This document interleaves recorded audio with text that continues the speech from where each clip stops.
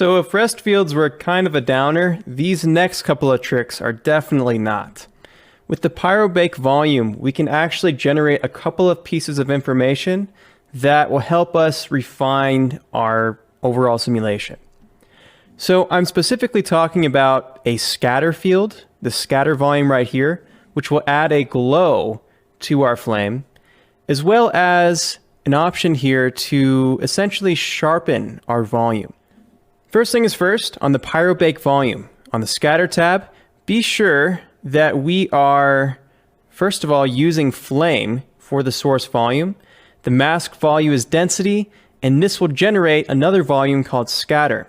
If we middle mouse, we'll see that we now have scatter down here. Let's go ahead and isolate that, do a delete, say scatter, and see what this made. So, we don't see anything right now, but if we do a volume visualization and we set this to scatter, we can start seeing what this is basically doing. It's essentially a volume that has been blurred based off of the flame field. So that's what's going to generate the glow. There's a couple of ways we can bring this into everything that we already have.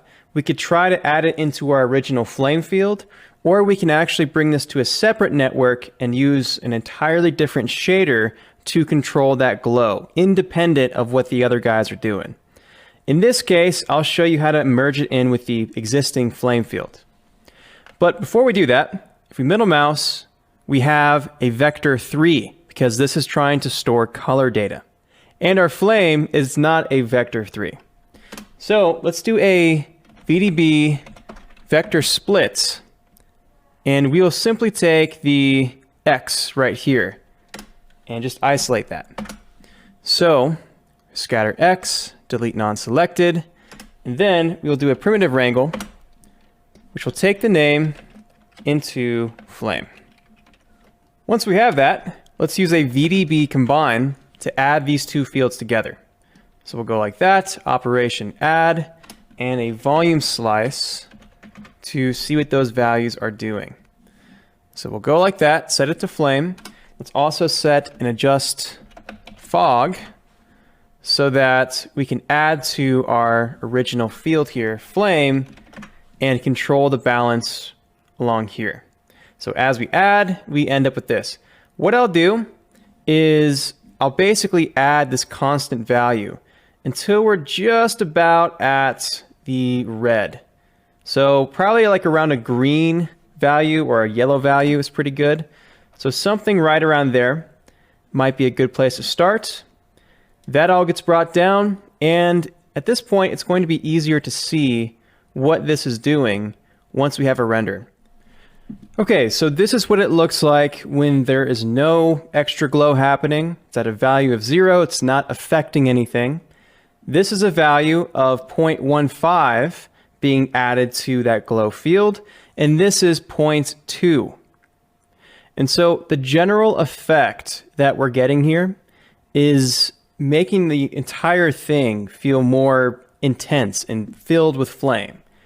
So if you want the cloud to be more, again, just a ball of flame, like a big old fireball, then this particular effect works really, really well.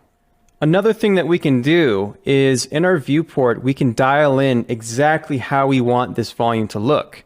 So in the scatter tab here, we can change the blur, we can change the masking and how that relates to density. There's all kinds of things we can do. And so go ahead and just play around with some of these things. And well, if you want to just use this as your flame field, that's another option as well. Some folks prefer just to have this as flame. So it's up to you. I like combining both of them, but that's kind of personal preference.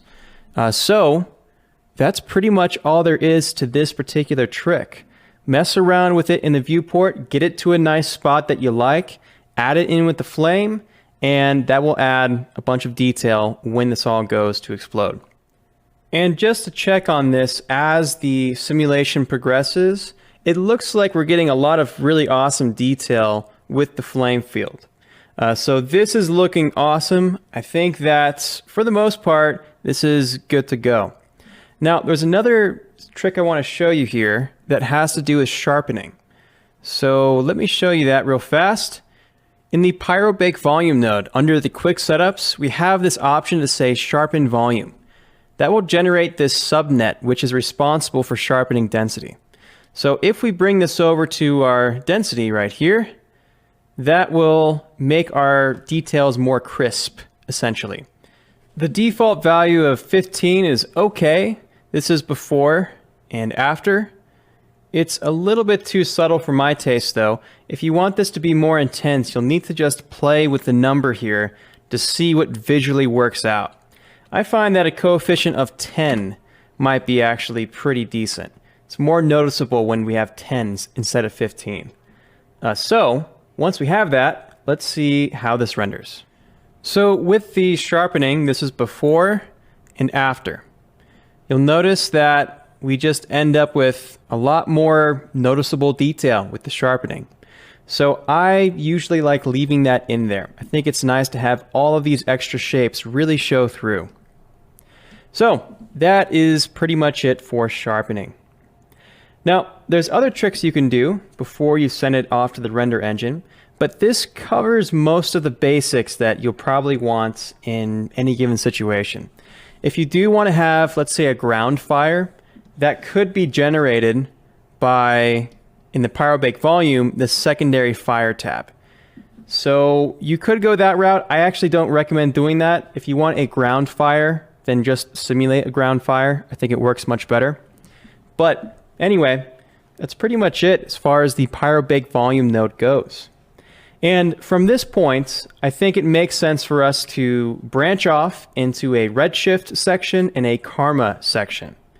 The methods that I've shown you thus far are universal, but now we're going to get into some specifics for both of those engines. So in the next video, let's talk about Redshift, and then we'll finish it off with Karma.